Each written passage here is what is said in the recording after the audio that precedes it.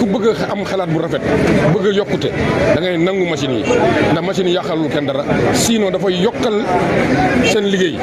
yombalal client yi parce que client bu dem ba Dakar tey par exemple nga perte sa bagage biir oto xamoo numéro bi boo wootee service client dañu la laaj ana sa ticket yaa ngi ko yor nga ne waaw ñu ne la ban numéro oto la nga joxe numéro oto bi ñu dugg si machine ñu ne la chauffeur bi Samba Diop la tudd numéro bi tel la ñu woo ko automatiquement sa bagage feeñ ñu jox la ko moo waral ñu ne digitalisation dafa baax ñaareel bi mooy chauffeur n'est pas un gendarme chauffeur n'est pas un douanier chauffeur n'est pas un policier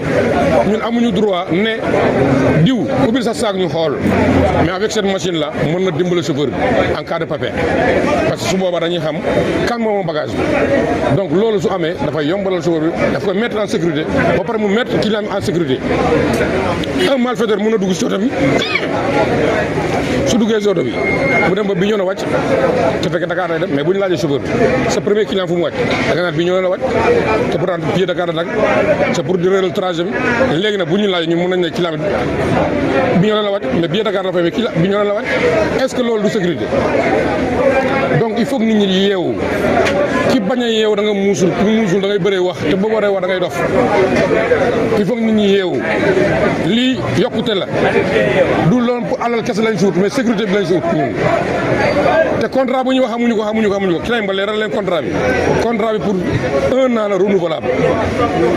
mais si biir 1 an bi doo defee 3 mois gisoo li nga xam mën nga woo waa ji nga ne ko mbër moo bëgg 6 mois bu ñu mën a ñu arrêté contrat bi loolu leer na bu dee 1 an la bu demee 1 an bi jeex nga ne ko les contrat bi dañu bëgg ñu renouveler dañuy négocier waat contrat bi ngeen di négocier mais contrat bi lii mën na dem ba gaaru jël ko ne ko léegi mën nañu jox ñu mais loo xam ne risque la d'abord xamuñu ko ñun dawal oto nañu xam bu technologie bi ñëwee suñu biir dañuy am nu ñuy demee par sécurité pas à pas la ñuy dem mais duñu si dugg ak doole te li tax moom am sécurité cloud bi moo ko yor cloud bi fan la ñan ñoo ko moom waa Canada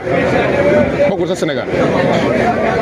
kon loolu fekk jiwu jamono heure boo ñëwee date boo joxee mu machine bi génneel la kon loolu yaakaar naa sécurité bu doy la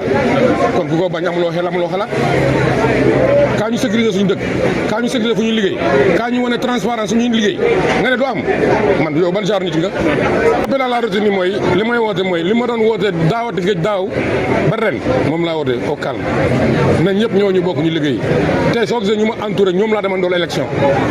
kon man amu animosité ak kenn doole mbooloo moo ko yor kenn nit yoru ko mais bu ñu booloo rek suñu doole yokk su ma doole bu ma yokkee sa doole yokk doo këndeel doole bi gën a yokk kon doole mooy dëgg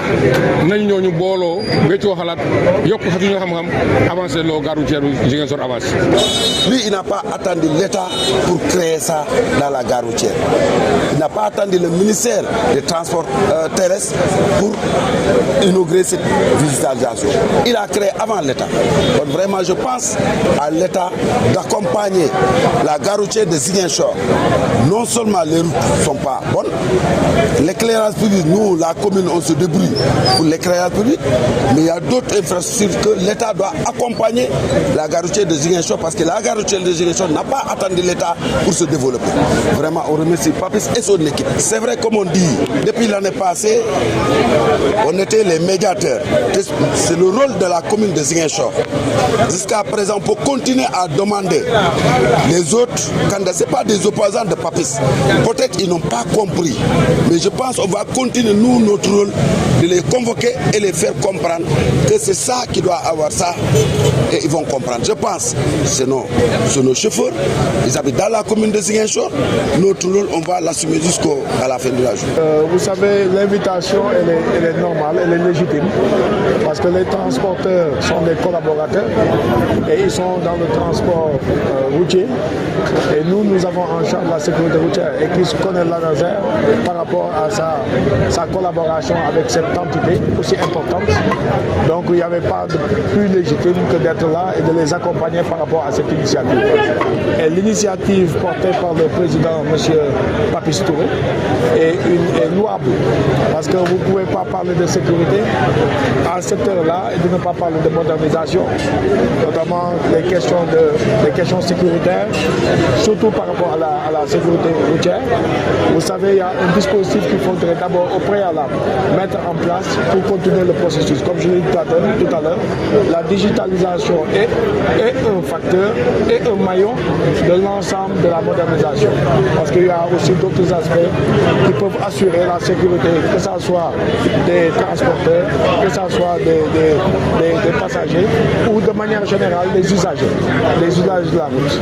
Et donc c'était important de venir à ses côtés, l'accompagner avec aussi les autres autorités qui sont à mes côtés.